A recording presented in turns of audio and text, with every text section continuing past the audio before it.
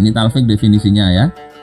Akhdhu sihhatil fi'li min madhhabain, yakni mengambil sahnya sebuah perbuatan dari dua madhab. Ma'an, secara bersama-sama, dioplos.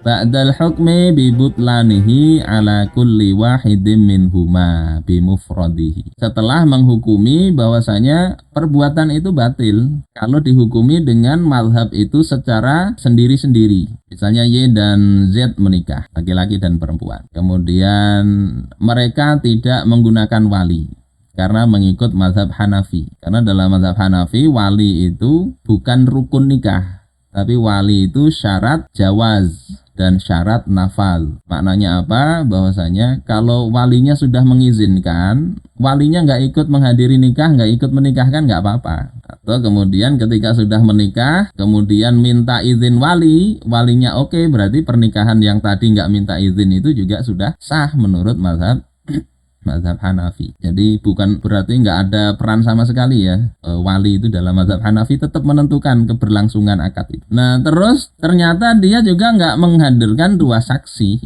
Wali enggak, dua saksi enggak, karena ngikuti mazhab Maliki. Saksi nggak jadi rukun nikah. Yang jelas setelah nikah diumumkan gitu aja sudah cukup.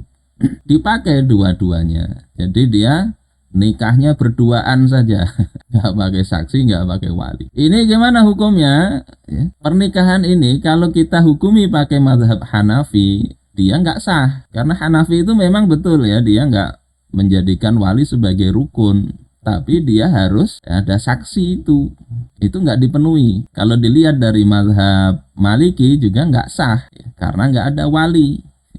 Jadi menurut dua-duanya ini nggak sah ya. Mau Maliki, mau Syafi'i, mau Hambali, nikah model begini nggak sah. Kenapa bisa muncul begini? Ini dicomot satu sedikit, comot satu sedikit, kacau begini.